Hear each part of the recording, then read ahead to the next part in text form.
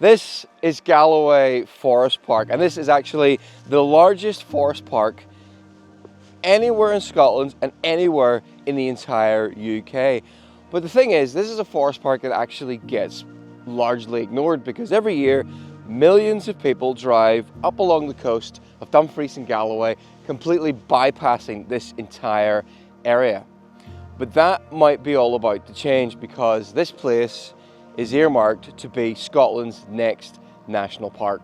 And with it comes promises of local prosperity and flourishing, new jobs, more people coming to the area, and more reasons for the residents of Galloway to celebrate and welcome the changes with open arms. But that's not what's happening. Instead, the national park is facing huge resistance from the very people that it claims it's going to help. So in this video, we're going to discuss just what the problems are, the pros and cons, the objections, try and figure out, well, who's right here. And we're going to do that while also discovering what makes this place so special as we go on a bikepacking trip through it. So let's go back to yesterday morning.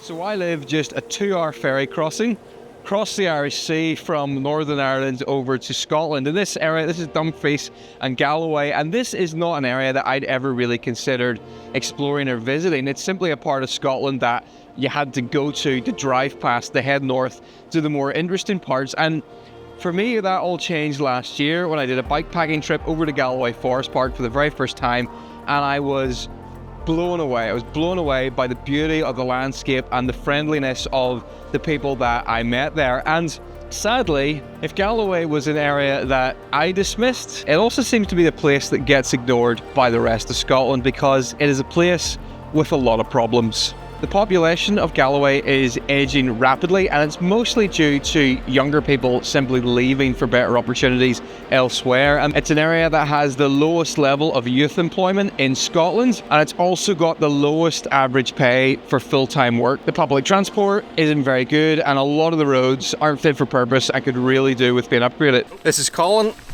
Hello. Here's Connor. I'm Connor. So if I'm honest, it's not really hard to understand why younger people are leaving. It's a little bit like where I grew up in Northern Ireland. The majority of my childhood and school friends eventually moved away for better opportunities somewhere else. You can't park there, mate. We're about to get hit by this massive cloud, so we're heading down here to try and find some trees to hide in.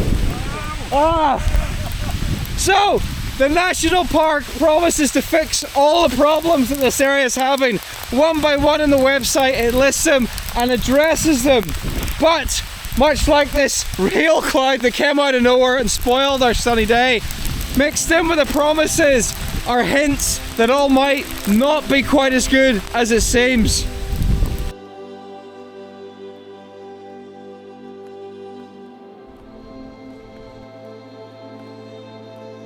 Oh look, it's the dead centre of New Luce. Hi Kai!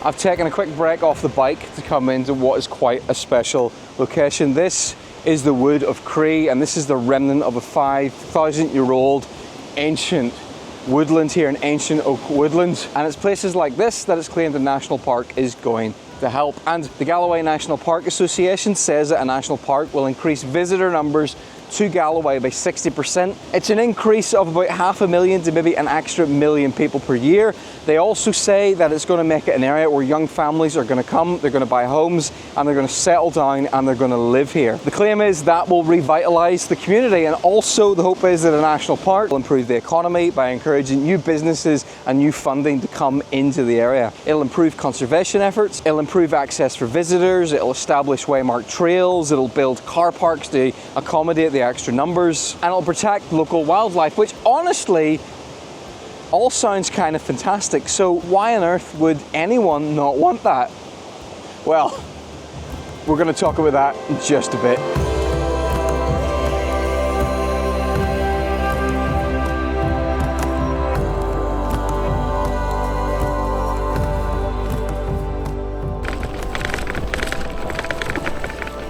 We've stopped at Glenshrill Visitor Centre and Cafe to have a bite to eat and also to recharge the battery for my bike a little bit. And this place is pretty cool. There's mountain bike trails here, there's walking bike trails here, and our objective this evening is we're going to cycle about like 10 miles right into the heart of the forest park. Yeah, that poor guy over there, he's managed to lose his false teeth. He's dropped them somewhere. What a thing to happen to you.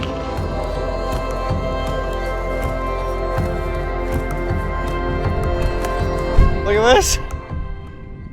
Like, this place is incredible. Right across the sea from us, and yet totally dismissed it for years. I'm not saying I want Connor to fall off, but if he does, I want to be getting it on camera.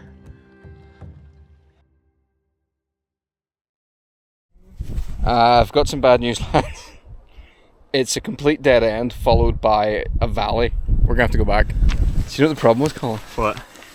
We let Connor do the directions. No, this might be my fault, this one. Oh, this is your fault. Remember that? He wanted to go on the south down way originally. Oh yes, we talked him out of it. Yeah. This is totally our fault, but we can't let him know that.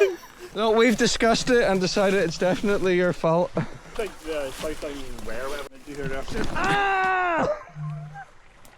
Oh, I wasn't recording. Ah! My pedal trapped my leg between the log and the pedal. Our dying day might be shortly. Oh.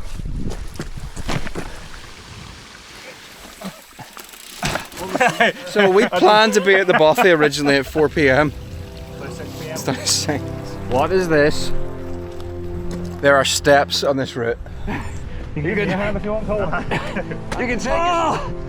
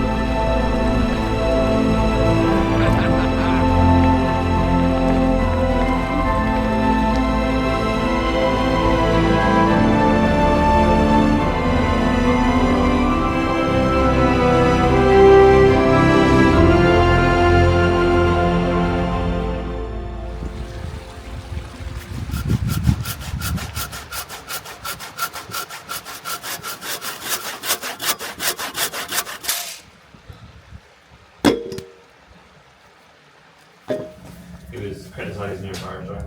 No, I was saying adding kindling probably will reduce the burn time of that thing, but... Why? Because it just gets too hot. Well, yeah, maybe.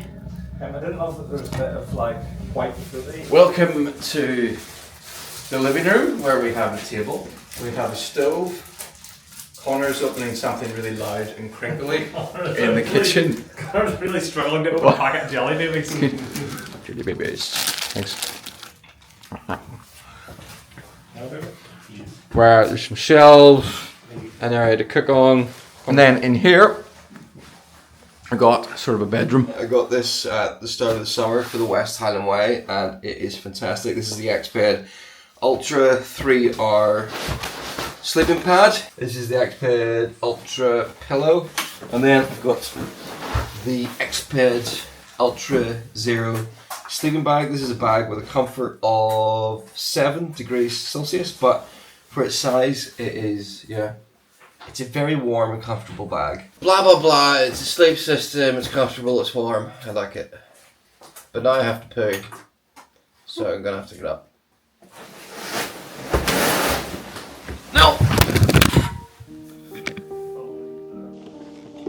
All right, to give you an idea of the resistance to the Galloway National Park, just head to Facebook. The No to Galloway National Park Facebook group has got over 2,000 members. They're very active, they're writing comments about problems the park's going to cause, they're sending emails, they're even getting banners printed that they're sticking onto their houses. Clearly there is a huge amount of resistance. But why? Well, there is a phrase on the Galloway National Park Association website that hints that some of the promises of the great things the park's going to do might be more hopeful or wishful thinking than actual promises, because it states, "This is a one-off chance to grab an investment in our area designed to help Galloway thrive and prosper." It's good so far, but then it will not on its own resolve all of Galloway's challenges, but it would provide an unprecedented injection of capital and confidence by bringing together a range of ambitions across different sectors under local direction. So, first of all, I've got a marketing background, and the second part of that sentence sounds exactly like the type of marketing waffle I would use if I was trying to convince a client of a bad idea. But even more than that is the sentence that says, "It will not on its own resolve all of Galloway's challenges," because elsewhere in the website it sort of addresses Galloway's challenges and ticks them off essentially one by one, saying this is how it'll solve it. But then there's this sentence prominently on the website that doesn't say it may not solve, it says it won't solve. That's a definite. And I can't help but wonder if maybe that's the reason that so many locals are against this, because the area has problems and they need a solution that is guaranteed to work. Not one that possibly will help, but also won't solve everything. And as we'll call them, the resistance movement see it, could potentially make things worse. And the other weird thing is that the No to Galloway National Park group, the reasons that they're against the national park, every single one of them is almost a mirror image of something that the national park says it's going to do, it's going to solve, and it'll be great and positive for the area. Just listen to this. While the National Park Association says there is plenty of additional capacity for day visitors and tourists, those against it, those living in the towns and villages, say that during the summer the towns and villages are already at capacity. And then, while the National Park Association says that a national park will encourage local young people to stay, to settle in the area and to not leave, and that'll revitalise and improve the area, those against it say, well, that's not actually what's going to happen, because what's going to happen is you're going to get people, they're going to come in, they're going to buy homes, but they're not going to buy those homes to move into the area. They're going to buy them for holiday homes, either for themselves or rentals, Airbnb, that kind of thing. And when that happens, it'll drive the house prices up, price the local young people out of the market, and they'll be forced to leave. Those who are against the national park say that it'll actually be bad for conservation. Again, the complete opposite of what the national park says. They said that the increased numbers of people coming into the area, it's going to disturb local wildlife. The additional infrastructure that's going to be needed to support all those people coming into the area is also going to disturb wildlife. And then they also say that instead of benefiting the local economy, it's going to add this layer of bureaucracy that new businesses and people with initiatives have to go through, because a national park then becomes the planning authority for that entire area, and that'll cause all these hoops that people will have to jump through, and that will stifle new businesses and economic growth in the area. Those against it say it will create more jobs, but they will just be low-paid hospitality jobs. One of the quotes that someone said was, "I want more for my kids than making beds and coffees for folk. It'll make those in tourism money, but it'll cost everyone else." And they're even saying that it could be bad for land access. So the concern is, if this gets made a national park, you'll increase the numbers of people coming in, you'll increase the number of people being irresponsible, making a mess, and then that will mean that the national park will have to clamp down and prohibit camping in certain areas, or make it permit only, or things like that. And then there's also a deep, deep suspicion of the people who are actually behind the national park. It's a scary, scary thought that non-elected members of a cloak and dagger association might have the opportunity to run a region. The Galloway National Park Association are not transparent, they're not working in the best interests of our region, and they certainly don't know what will be best for our youngsters. So literally for every single positive point put forward for a national park, the people against the national park say it will do the complete opposite. Who's right? You've got these two completely opposing views. Well, I'm gonna try and discuss that at the end, because I think what's more important to discuss before that is who are the people who are in favour of and against the national park. And I'm gonna do that tomorrow morning.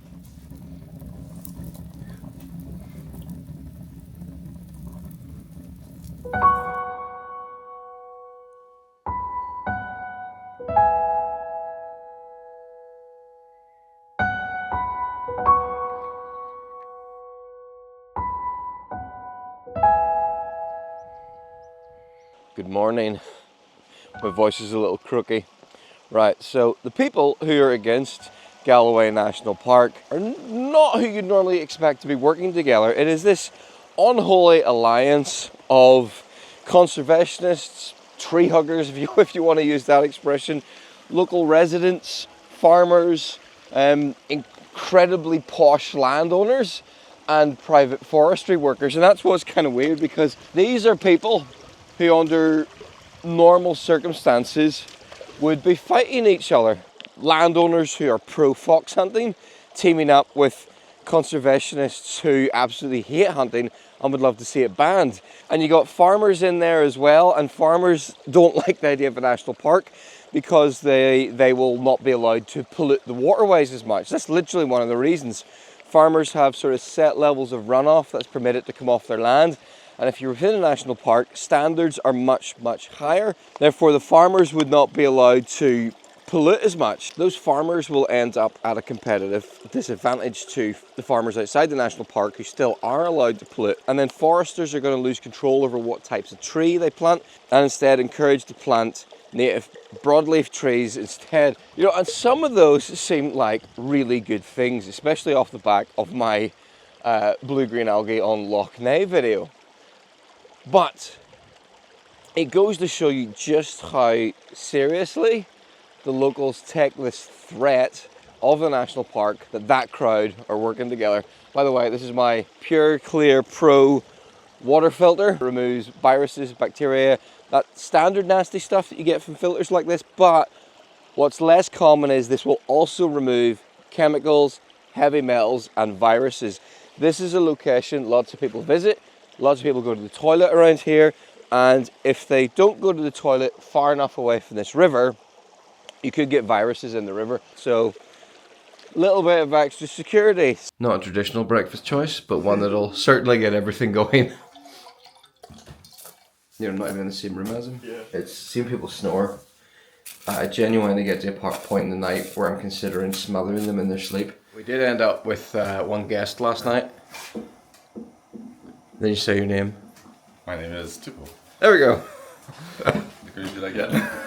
do it again. No. I think it's funnier if it's awkward. It's awkward. Yes. Okay. He's planning on tomorrow hiking the bike 150 meters up a mountain with no trail. Hopefully. That's why I gave you my contact details so that you can... Oh right. So we're not officially his next of kin. Right.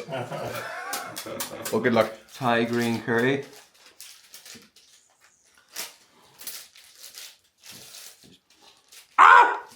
It's hot. Okay, it tastes nice, but it's currently hotter than the sun.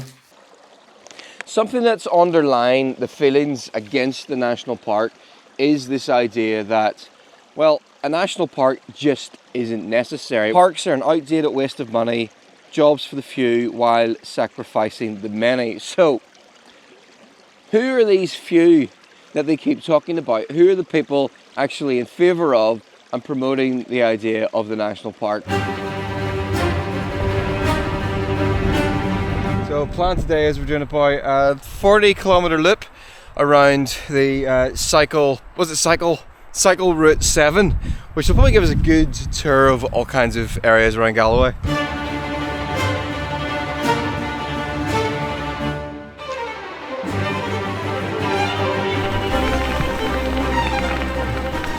Giving these new headphones a whirl today. These are the Shocks Open Run Pro 2, and they combine bone conducting and open ear technology. So you got your ears open, you can hear the environment, but also you get like a really high quality audio. And I don't know what they've done, but previously I found bone conducting headphones and air conducting headphones, it was really windy, you couldn't hear them. I'm cycling at 20 miles an hour and I can hear this music totally clear. That's amazing.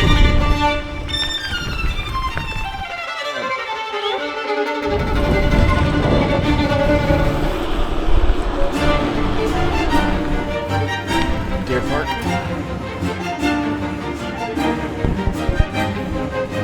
Be a new friend. Oh, this is nice. It's cool. You can come in here, look out the window, see the deer. And if you bring some carrots, you could become a very good friend with the deer. Oh, probably don't. Just don't touch them.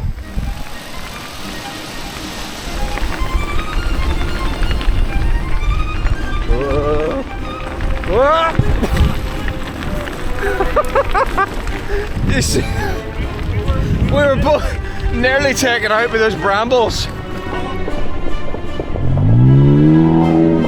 Today, Connor's got a puncture on his rear tyre, so we're trying to get down to the mountain bike centre here at Kirktree as quickly as possible to get him.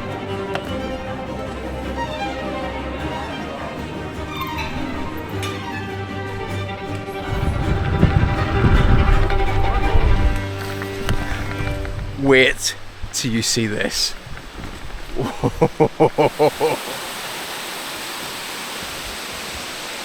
not bad. Pretty good, isn't it? What a spot. Galloway just keeps having gift after gift.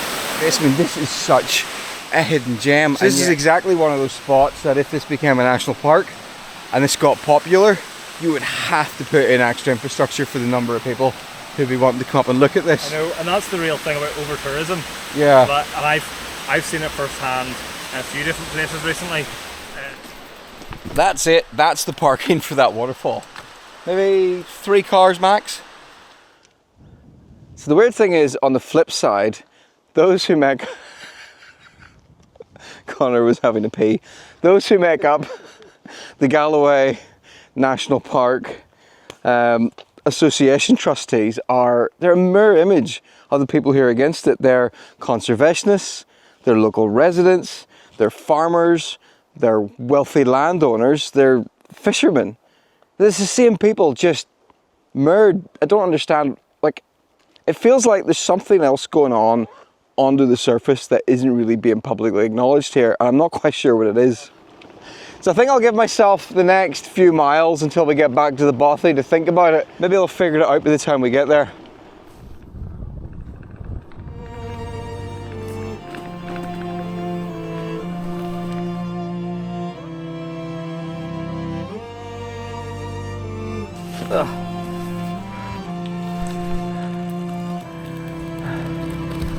And this is Bruce's stone, or Brucey's stone, and this commemorates the time Robert the Bruce made the English very, very upset.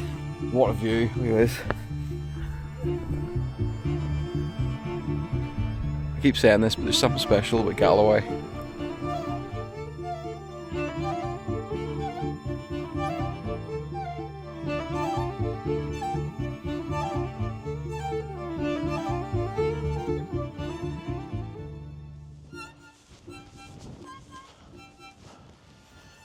Now that is a view worth concluding this video on.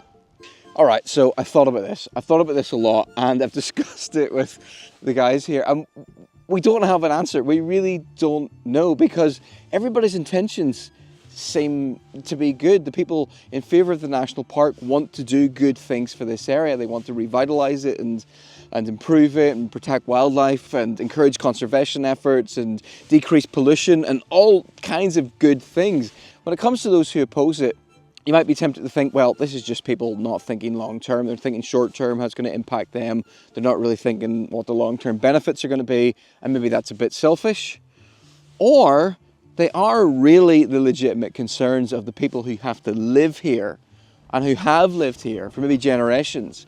They're the ones that will have to live with this if something goes wrong. And maybe for them, they just feel this is just too big of a risk. I spoke to one of the people who is against it, and they're perfectly normal, very, very friendly person. They have a history in working in the outdoors. They're very pro conservation. They're very pro helping wildlife. They're very pro all the good stuff that the national park says it's going to do, but yet they're dead set against it. So it's strange.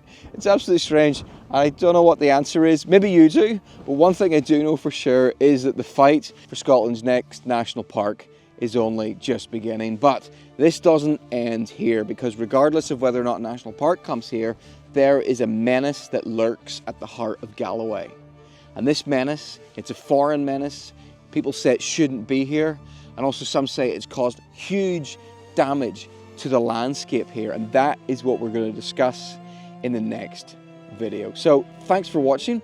If you enjoyed this and you want to get involved in the discussion and the debate, head down in the comments. If you're interested in what I'm doing, you like this video, you want to find out more, or you want to support the channel, you can head on over to Patreon. You can sign up for a free newsletter there, or if you want, you become a paid member and support the channel. I'm going to head back up to the bothy where it's warm and enjoy my final night in Galloway Forest Park.